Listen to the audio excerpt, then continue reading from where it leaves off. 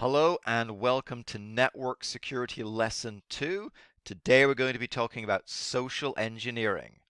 So as you can see, that is the second of the bullet points here. Let's take it away.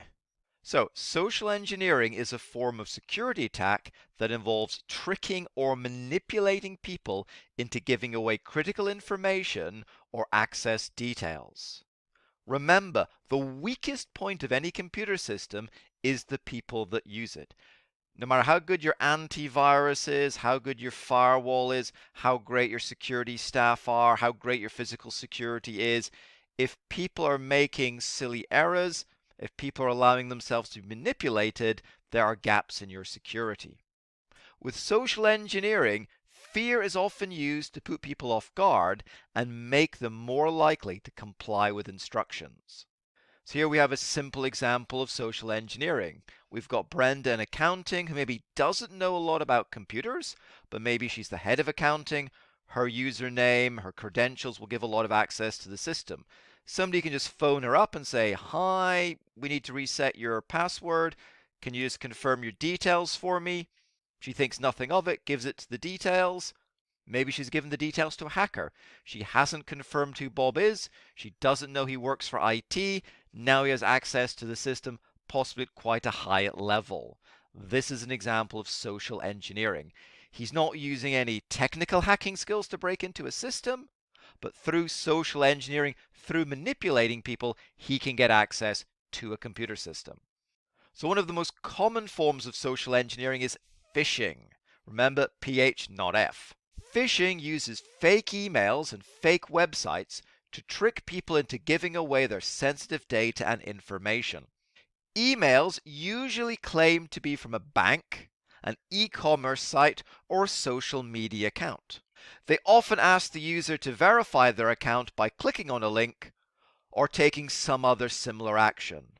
So you get an email through and it says there's a problem or something's happening. Please click on the link and log into your account to deal with it. You click on it, but is it taking you to a real website or is it a phishing email? The link that they click on, if it's a phishing email, takes them to a fake version of the website where their login details and possibly credit and debit card details can be captured.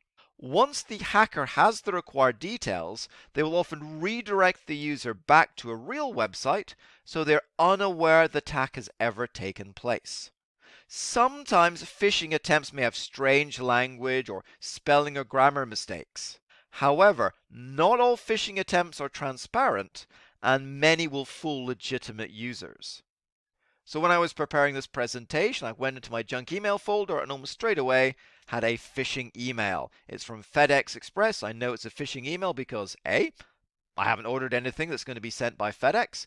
And also, if you look at the real email address, that's clearly not a Federal Express email address. Okay, but if you just quickly looked at that email message and you're expecting a package, you might click on it without really thinking about it.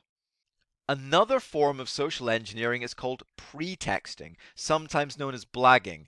This is often done by phone, but can also be carried out face to face. Here, the criminal invents a scenario to persuade the victim to divulge information they might not do otherwise. Often they will pretend to be from an official organization, such as a bank, insurance company, or the police, or to be another employee of the company or a network administrator, similar to the situation with Bob and Brenda a few slides ago. Another form of social engineering is shouldering or shoulder surfing. This involves finding out login details, passwords, and pins by simply watching people enter them.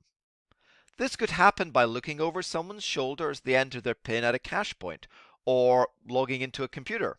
Or they could also use recording equipment, videos, and things like that to try and watch them entering their details, capturing them, and then using them later.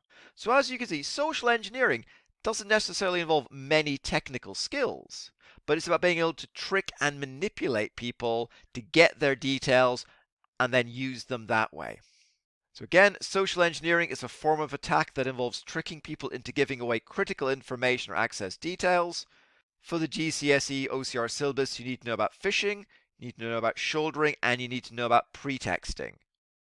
Hope that was useful for you. I will join you in another video shortly. Good luck with your studies.